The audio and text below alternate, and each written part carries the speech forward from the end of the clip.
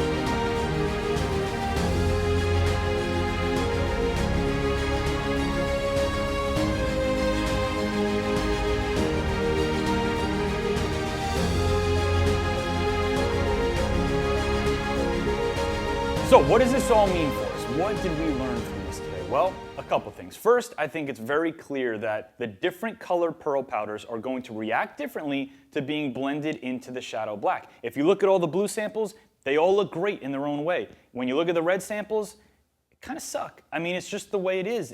With the red, you're getting a little bit of red, but a little bit of brown. It's just going to be different. If we do blue, red, green, gold, purple, some of them are going to look awesome, and some of them may just kind of be duds. It's just the way it is. But we do have to pick a gram per gallon load to use moving forward.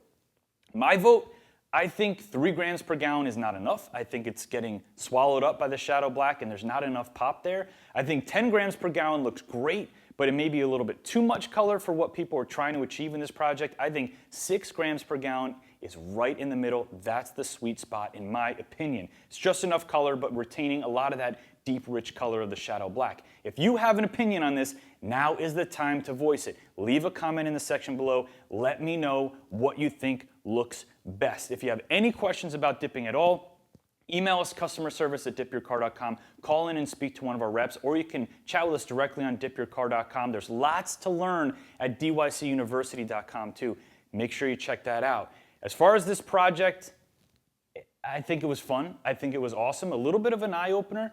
I'm excited to do the next one. I think we're going to do green or gold on the next one, or maybe even purple. But as far as the grams per gallon, Let me know what you think. It's Fonzie. I hope you guys enjoyed the experiment in the video. I will see you on the next one.